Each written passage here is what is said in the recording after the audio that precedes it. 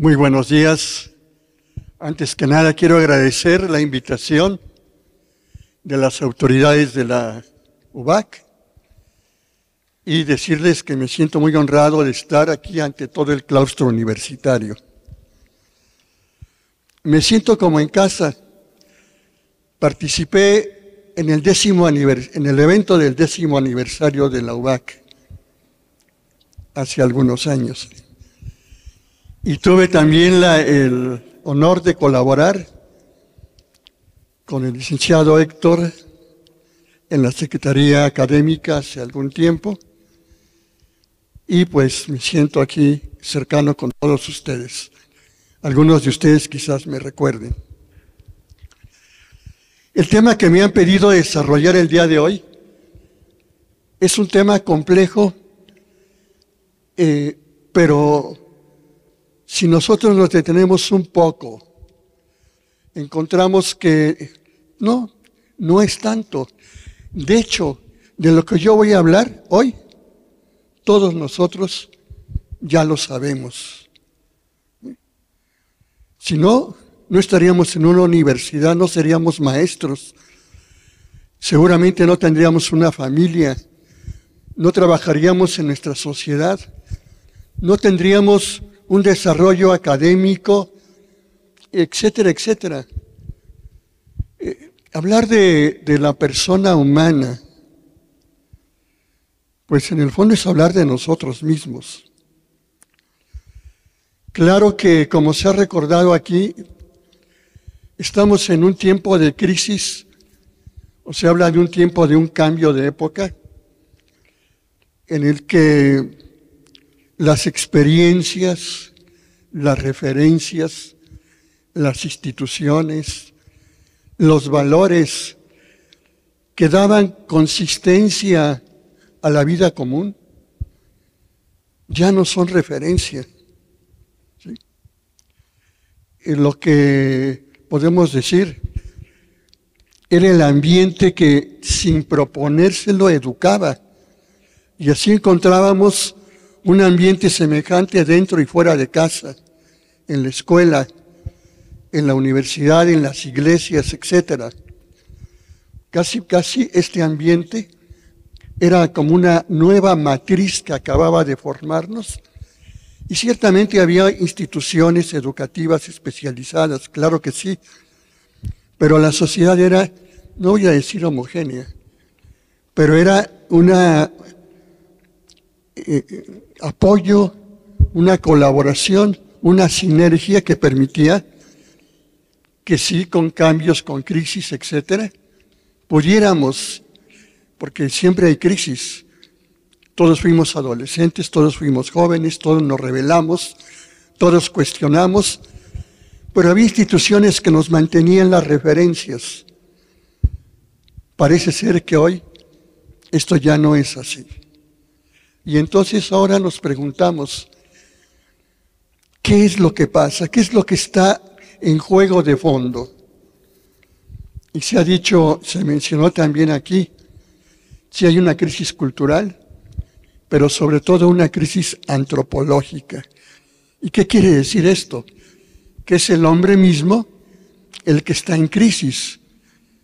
¿Y qué quiere decir que estemos en crisis? Es decir, y lo voy a ejemplificar con esto. Y al principio, finales del siglo XIX, principios del siglo XX, un filósofo que después estuvo muy de moda, Federico Nietzsche, dijo: Dios ha muerto. Dios ha muerto. ¿Qué quiere decir esto? Que para la conciencia y para la vida del hombre, Dios ya no existe. No que nosotros lo hayamos matado físicamente. Vivimos como si no existiera y no lo necesitamos. Está muerto para nosotros. En esta primera mitad del siglo, otro gran pensador, Foucault, dijo: el hombre ha muerto. Ha pasado a ser una cosa entre las cosas. ¿Sí? Es decir, hemos perdido, voy a decirlo ya, la conciencia de nosotros mismos. ¿Quiénes somos? ¿Quiénes somos? ¿Qué estamos haciendo aquí? Ya todos sabemos que célebre Sócrates, que tomó como lema la inscripción en el frontispicio del templo de Delfos, ¿no? Conócete a ti mismo. Y podemos decir que esta invitación, esta propuesta, esta exigencia, es la que ha mantenido a Occidente en su devenir, en su desarrollo social, cultural, científico, en esta reflexión. Conócete a ti mismo. ¿Qué es el hombre? Sería una pregunta. Y ante ella hay muchas respuestas, pero básicamente todas nos hablan de que el hombre es una complejidad. Para unos es un microcosmos. Todo lo del cosmos está en nosotros y aún lo trascendemos.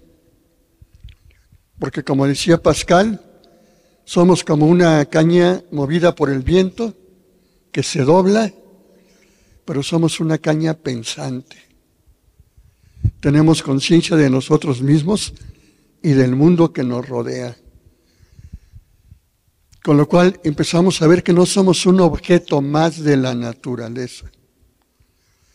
No somos una cosa más entre las cosas. A la pregunta de qué es el hombre, todavía hay otra pregunta más importante. ¿Quién es el hombre?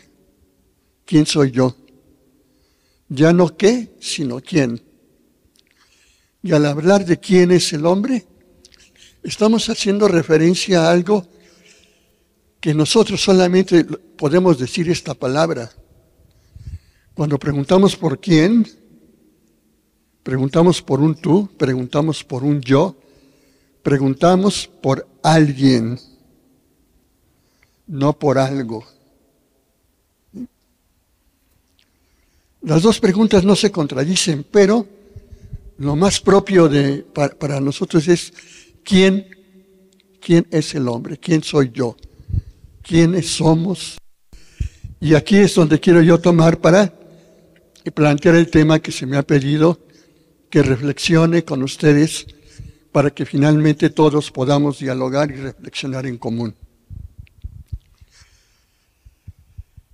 Sí, decía, la pregunta ¿qué es el hombre? Decimos, pues es un ser que tiene cuerpo, mente, alma, materia, espíritu. Algunos dicen que sí, otros que nada más una de las dos cosas, ¿no? Una respuesta puramente, podemos decir, reducirnos a procesos físicos, como el conjunto del cosmos y simplemente producto de una evolución compleja, un producto de la evolución cósmica. Y ya. Otros han dicho que el hombre solamente es su mente, su espíritu, su alma. Platón en la antigüedad, el cuerpo es solamente la cárcel del alma, en fin. Y otros finalmente han hablado de esta unidad compleja, cuerpo y alma, y que dan lugar a esta naturaleza humana o esta forma estructural básica que nos da nuestro modo de ser particular, que nos distingue de los demás seres de la naturaleza y que constituye lo que podemos llamar en general pues, la humanidad. Lo humano lo podemos discutir, pero normalmente hacemos un recuento de capacidades, de facultades humanas, ¿no? De pensamiento, de comunicación, de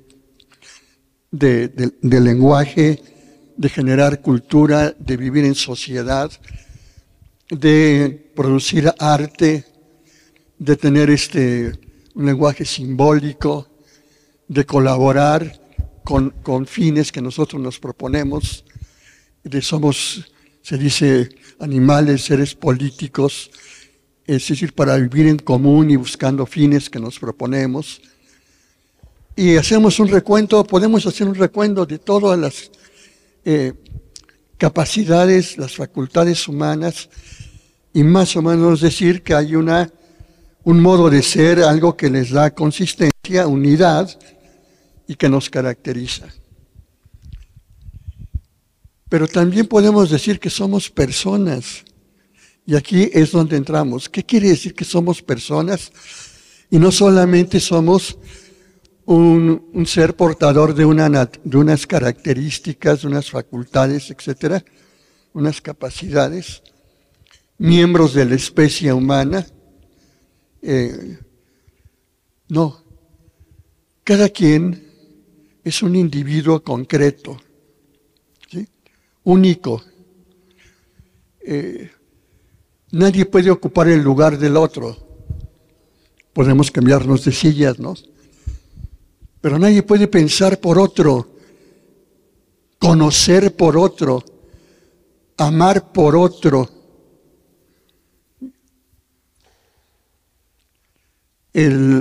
Nosotros somos este individuo concreto, cada uno, y tenemos un valor no por ser miembros de la especie humana. Tenemos valor no por ser portadores de una cierta cultura. Tenemos valor no solamente porque profesamos una cierta religión, porque pertenecemos a una clase social, a una institución, ¿sí? Sino cada uno es único y valioso por sí mismo, independientemente del lugar que ocupe en la sociedad, independientemente de que tenga más o menor conocimiento, independientemente, voy a decirlo, de cómo se comporte.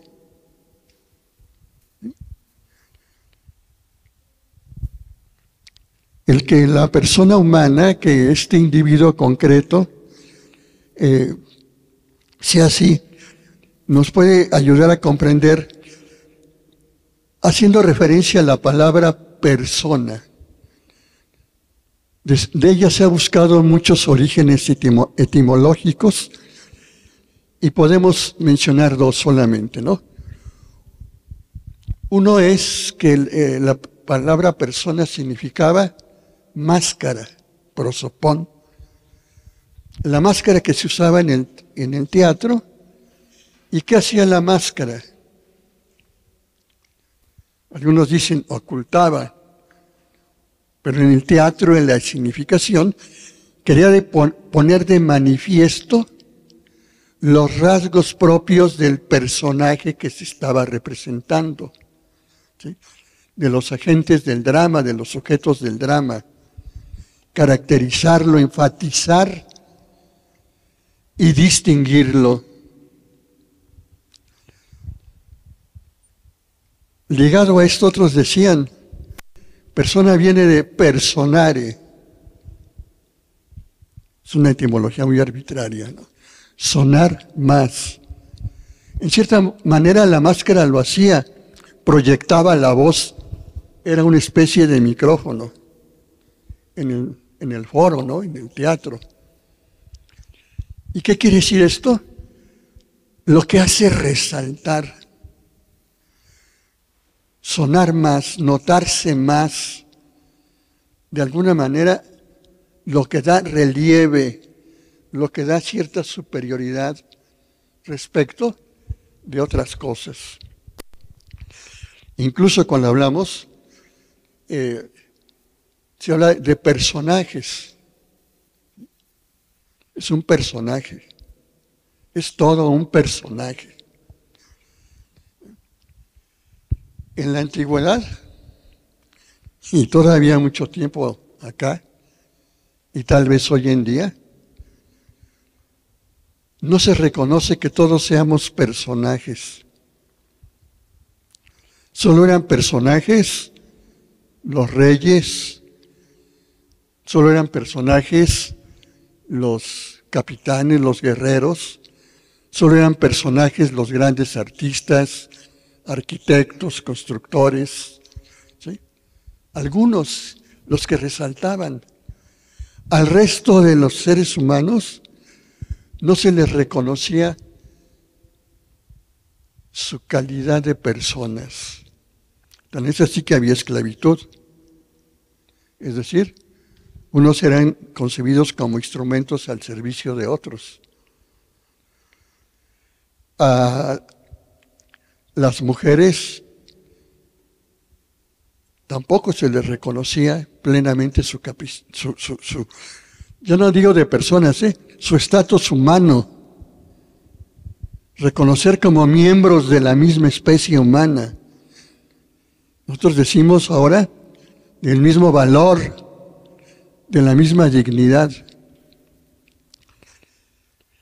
Persona significa por sí mismo un hombre de dignidad. En cierta manera, decir dignidad de la persona humana es un pleonasmo. Ya persona significa lo que es más digno, lo que suena más, lo que es más importante. ¿Sí? Está haciendo referencia a un valor superior. El hecho es que este personare, este ser más, corresponde a todo ser humano por el simple hecho de ser. Es lo que quiere resaltar este término y esta realidad de persona. No por mis conocimientos, no por mi edad, no por mis méritos de cualquier tipo, no porque los demás me reconozcan como persona, sino porque por el mismo hecho de existir. Esta referencia de la persona a la singularidad, a la individualidad, ¿sí?, que nos hace únicos, insustituibles, y todavía más podemos decir, sí, somos portadores de una naturaleza. La naturaleza humana no existe en abstracto, no es un concepto, ¿no? No. Existe en nosotros, en cada uno de nosotros. Es nuestro modo específico de ser, la estructura básica que nos diferencia de otros. Pero en cuanto que se realiza individual, particularmente en cada uno de nosotros, es que hablamos de persona, no de un hombre en general, no de miembros de la especie, no, el individuo concreto existente. Concreto quiere decir congregado, algo complejo que está unido y que forma una unidad. Entonces la persona, sí, es algo concreto porque todas nuestras capacidades, nuestro ser material, espiritual, etcétera, forma una unidad. Por eso somos un individuo. Pero la persona hace referencia a algo más. ¿Qué es lo más importante de cualquiera de nosotros? ¿Alguien puede decir?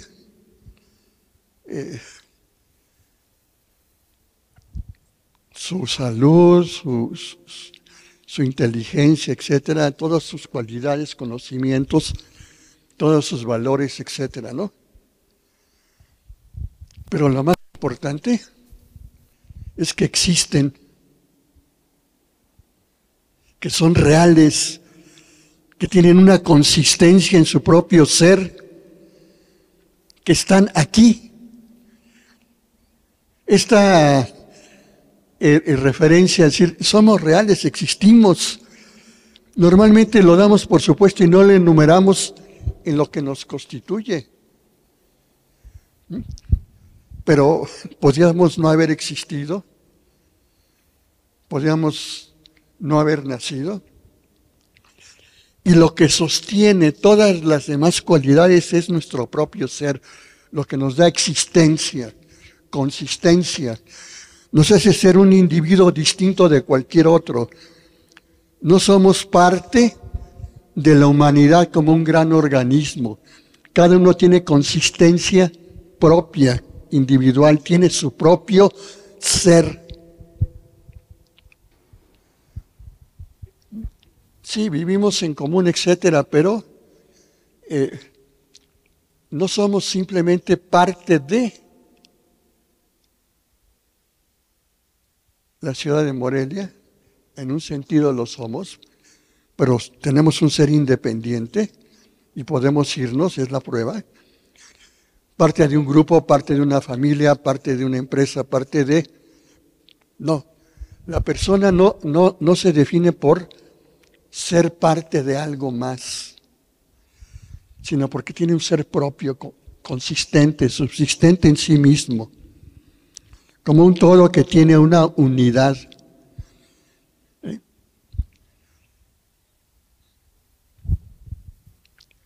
Esta idea de persona, hay que decirlo, es algo que no surgió nada más de la reflexión humana. Se concretó, y este es su origen, pero a su vez para algunos es problema. Se concretó como un tema de reflexión dentro del cristianismo de los primeros siglos. Es un tema que surgió en la reflexión teológica.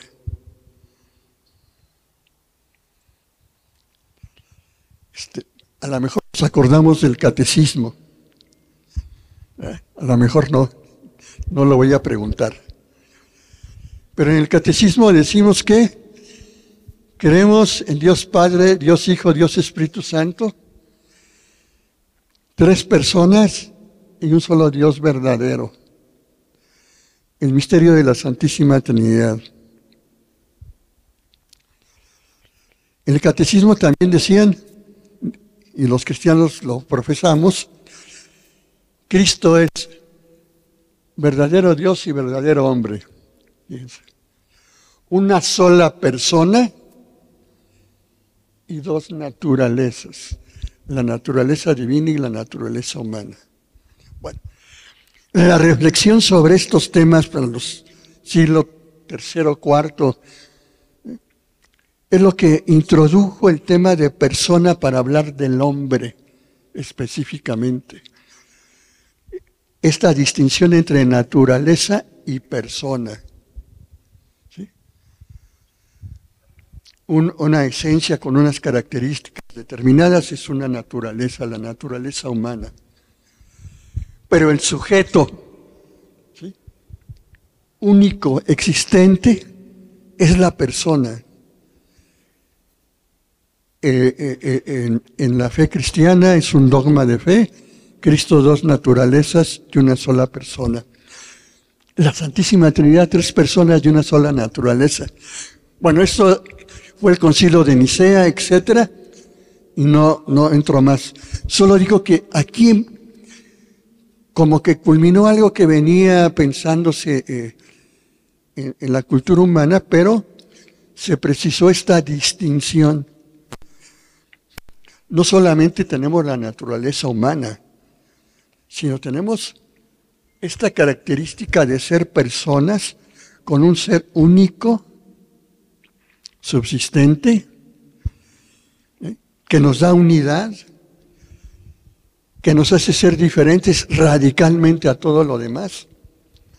Y al ser este ser subsistente, único, con la naturaleza humana, esto nos hace ser personas. Este sujeto.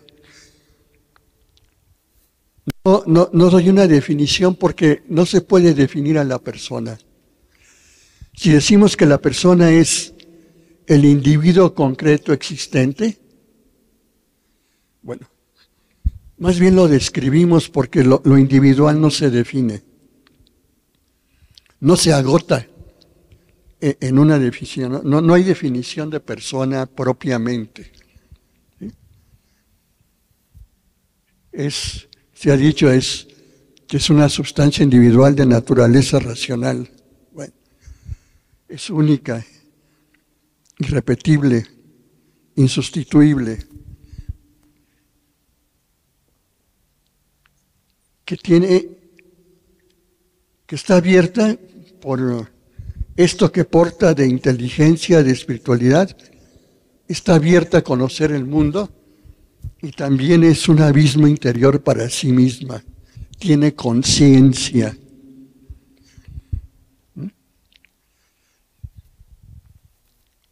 Uno se pregunta, ¿y cómo sabemos que somos personas? ¿Cómo sabemos que somos alguien y no algo?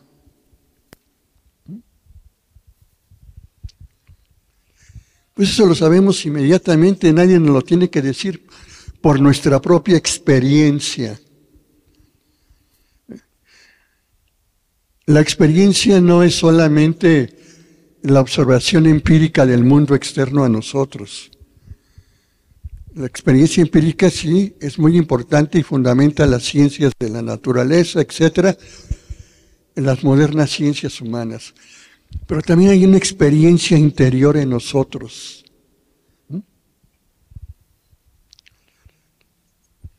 Lo voy a decir así rápidamente. Yo hablo, yo soy consciente de que yo estoy hablando ahora y ustedes pueden decirme, yo escucho. Y si le pregunto a alguien, ¿oyes? Me puede decir, sí, oigo. O sea, yo oigo. Sé espontáneamente por la acción que realizo, por la actuación que yo realizo, tengo conciencia de mí mismo como sujeto que realiza esa acción. Cuando yo conozco algo, cuando yo veo algo, ¿qué ves? Veo un árbol, no solamente digo que está el árbol ahí, que lo puedo conocer, sino yo veo el árbol. ¿Sí? Cuando conozco algo, me conozco a mí mismo, sé que yo existo, sé que yo lo veo.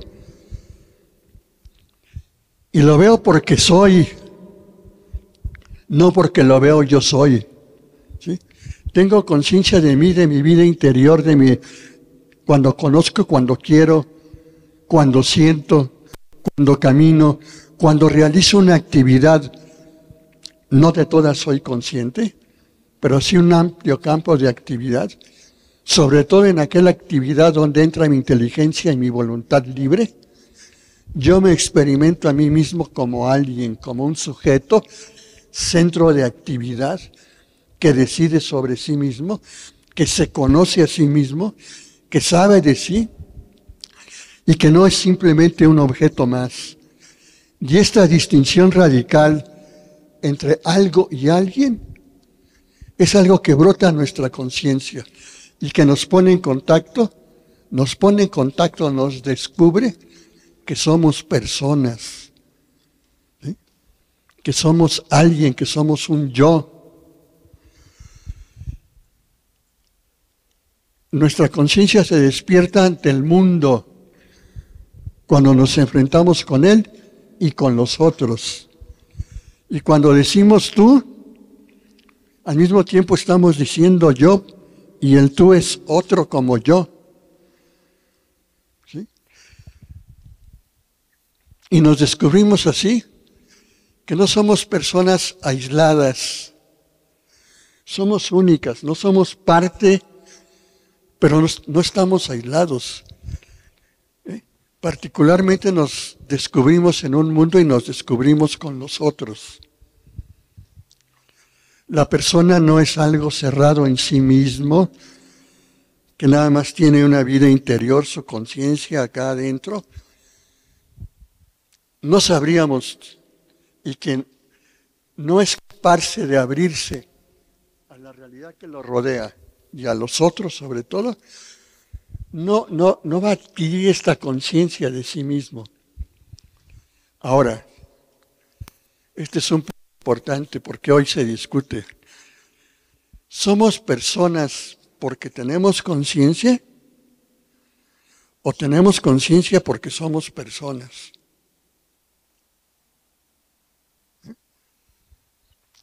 Es nuestro propio ser y nuestro propio modo de ser lo que nos permite tener conciencia. Y yo no dejo de ser persona cuando estoy dormido. Yo no dejo de ser persona en algún momento que esté inconsciente.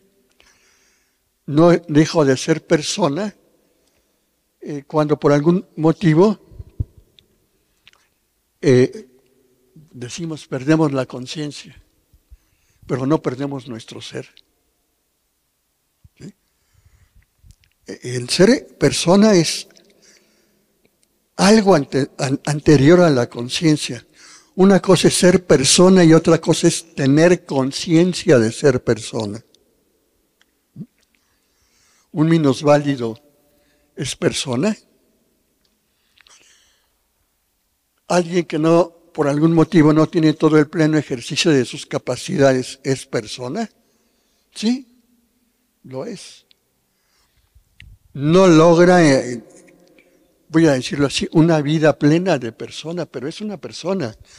La persona es su propio ser en la naturaleza humana. Todavía más. Si una cosa es ser persona, otra cosa es tener conciencia de ser persona, la conciencia de nosotros mismos. Una tercera cosa es vivir congruentemente como personas. ¿Sí? Actuar conforme esta calidad de personas que tenemos. Porque podemos actuar contrariamente. Podemos dañarnos. Podemos no responder a lo que nuestro ser personal está orientado. ¿Sí? Podemos negar los valores, podemos negar el bien y la verdad. Eso no nos quita de ser personas. Podemos dañar a otros, podemos cometer crímenes y seguimos siendo personas. Solo que no vivimos auténticamente como personas. ¿Qué es lo auténtico? Cuando vemos un billete, ¿es auténtico? ¿Es verdaderamente billete? Cuando vemos una joya, ¿es auténtica? O sea, ¿realmente esa joya es un brillante? ¿Actuamos auténticamente como personas cuando actuamos conforme lo que somos? Y conforme lo que estamos por nuestro ser orientados a ser, es decir, a desarrollarnos, perfeccionarnos. No siempre actuamos así, porque somos personas también como sujetos, y esto se manifiesta en que somos personas libres. ¿Sí? Fíjese, tener conciencia de sí, en cierta manera ya es tener dominio de nuestro ser. Pero también actuar libremente, la libertad, nos expresa también que somos dueños de nuestro ser. ¿Sí? Que lo propio de la persona, como dije al principio, es actuar por conocimiento y decisión libre, moverse a sí misma, ser sujeto de acción. Es principio de acción, de su propia acción. Es responsable de lo que hace porque lo hace con dominio de sí mismo, es decir, libremente. Obviamente este dominio puede ser mayor o menor. Podemos ganar o perder libertad. no solamente por impedimentos externos, sino porque realmente nuestra voluntad no es lo suficientemente fuerte como para que nosotros actuemos congruentemente conforme el bien y la verdad que conocemos. Podemos irnos por lo aparente, por lo falso, porque tiene algún destello, de alguna manera, tiene algún aspecto de verdad, de bien. Sí, lo podemos hacer. Pero lo propio es que actuemos conforme a la verdad que conocemos. Conforme a la verdad que conocemos, como lo que creemos, fíjese, incluso a veces hasta erróneamente que es verdad.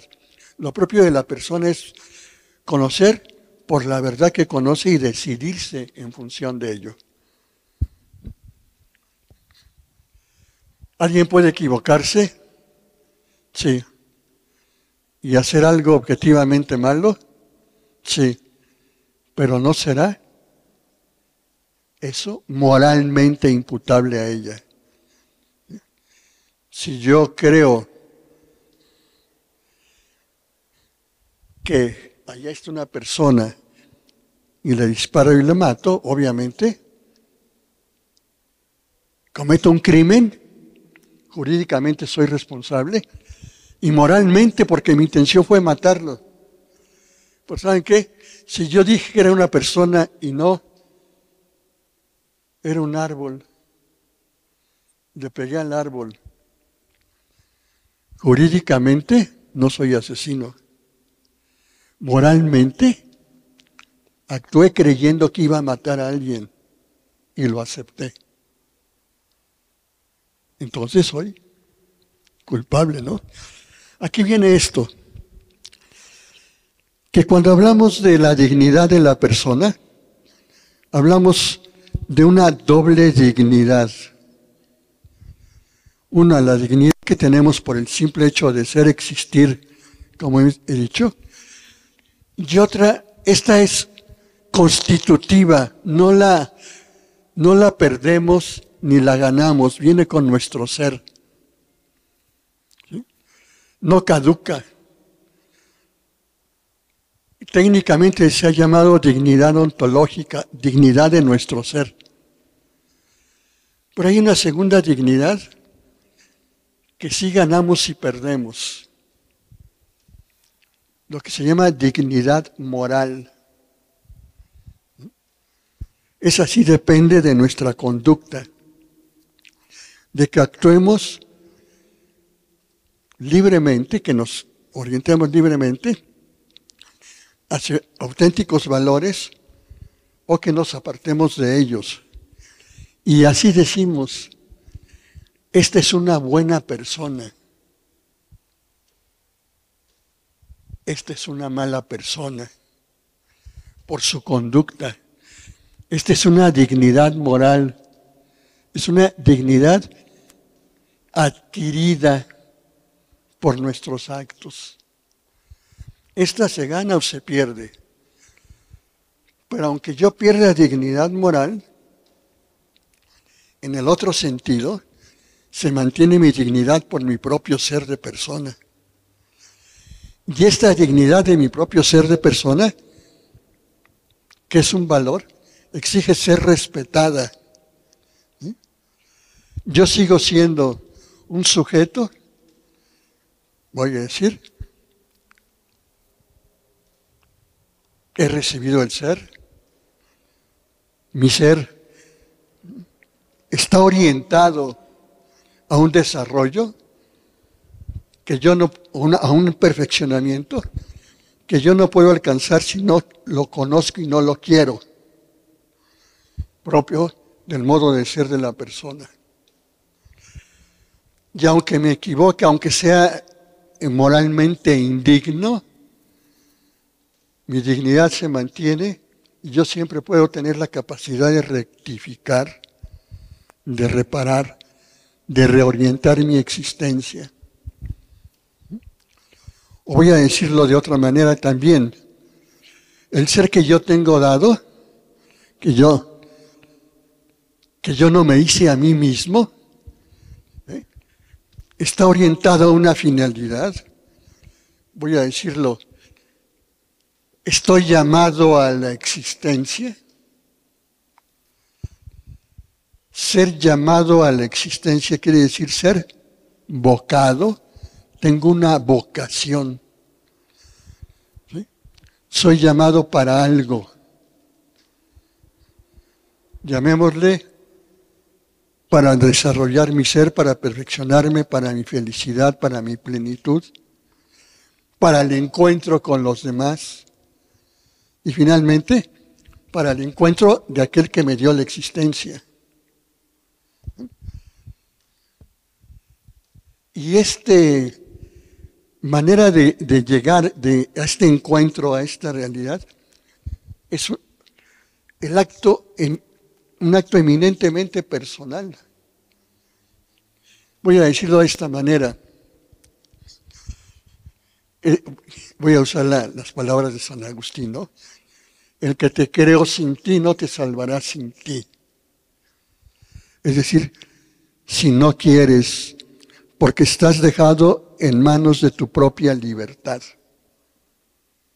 Y esta libertad, hasta Dios la respeta. ¿Sí?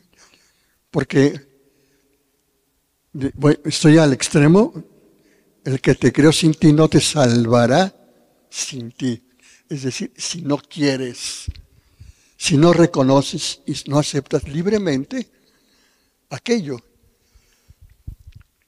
Es decir, en el respeto a la libertad,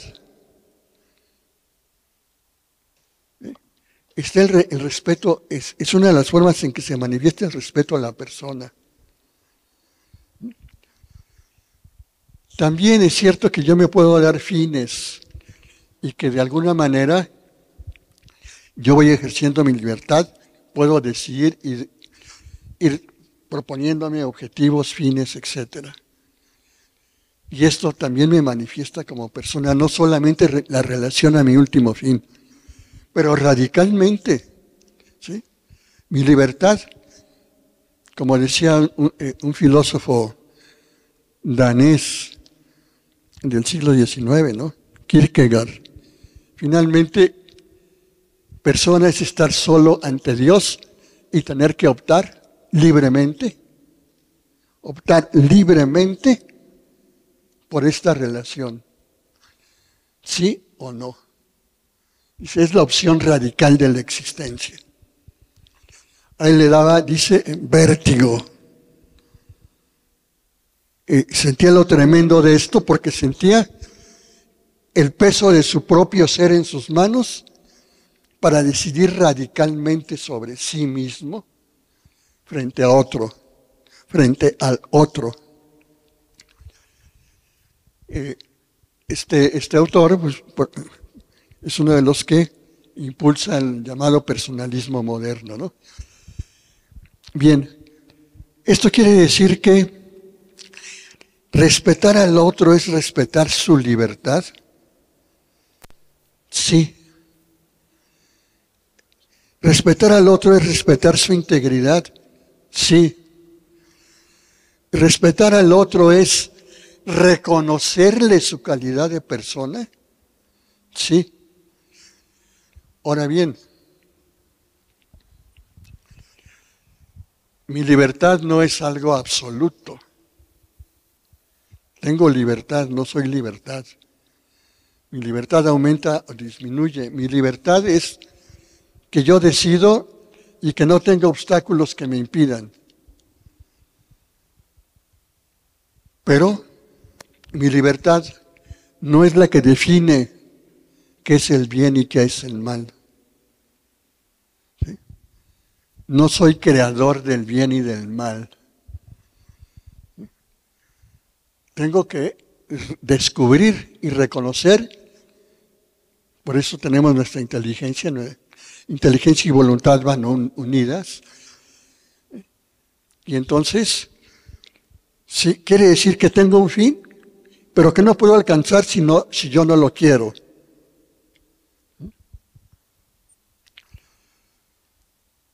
Y si no lo quiero, no puedo ser forzado a quererlo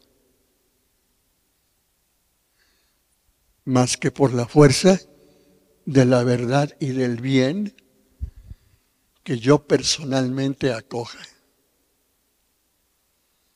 Con todo el riesgo que decía Kierkegaard, de decidir sobre mi propio ser. O sea, realizarme o frustrarme, en pocas palabras. Bien, pero eso no quiere decir entonces que yo pueda hacer lo que quiera en cualquier circunstancia. ¿Sí? Soy libre de impedimentos. Debo ser respetado, sí. Pero soy libre para algo. Para orientarme a lo valioso, a lo verdadero, a lo bueno. ¿Y qué es la verdad? No sé. ¿Pero a alguno de ustedes le gusta que le mientan? No, ¿verdad? A nadie nos gusta que nos mientan.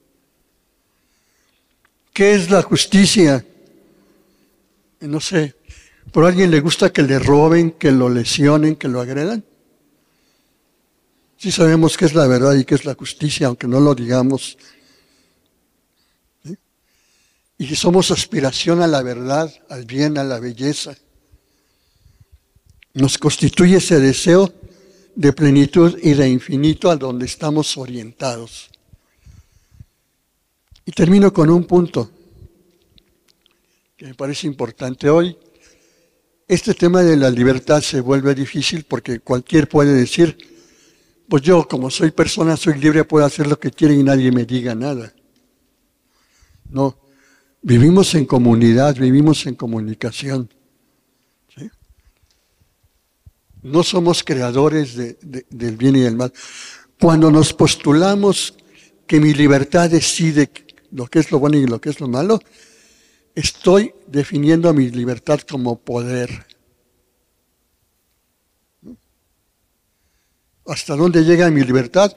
Hasta donde pueda. Es poder. Y yo decido qué es lo bueno y qué es lo malo. Una libertad que es vista solamente así es raíz de violencia. Porque habrá un enfrentamiento de libertades, en el fondo de poderes. Si yo defino solamente entonces mi libertad como la capacidad de afirmarme por mí mismo, porque yo decido lo bueno y lo malo, etc., estoy rompiendo la comunidad con los demás. Estoy señalando que para convivir debemos tener cosas en común, compartir, colaborar, etcétera, ¿no? Esta manera de entender la libertad y querer que alguien sea libre empoderándose, es decir, usando la fuerza, la libertad como fuerza, para poder hacer lo que yo quiero o decido y afirmarme y decir que eso, porque yo lo decidí, lo quise, es lo que debe ser. Es una de las fuertes raíces de la violencia que estamos viviendo. Si no comprendemos a la libertad como el sentido de conducirme racionalmente, por conocimiento, a lo que es valioso. Si no, esto valioso yo no lo invento, lo descubro, difícilmente sí, pero lo descubro. Y precisamente el convivir, el dialogar, somos racionales, capaces de comunicación. Si no fuéramos capaces de comunicación, no habría sociedad, no habría comunidad. Nos ayudamos y colaboramos con otros en esta búsqueda, particularmente por medio de la educación. Y educamos precisamente para que las personas logren realizarse como personas, para que puedan tomar su propia vida en sus manos libre y responsablemente. Y no es que nosotros les tengamos que imponer. No, son personas, sujetos racionales, libres. Proponer, exhortar, impulsar, caminar con ellas para descubrir este bien que anhela el corazón de todo hombre, esta verdad que todos anhelamos, esta vida en común y en paz que todos deseamos, esta plenitud y felicidad a la que aspiramos. ¿Sí? No hay simplemente, la educación no es simplemente que sean libres y ya.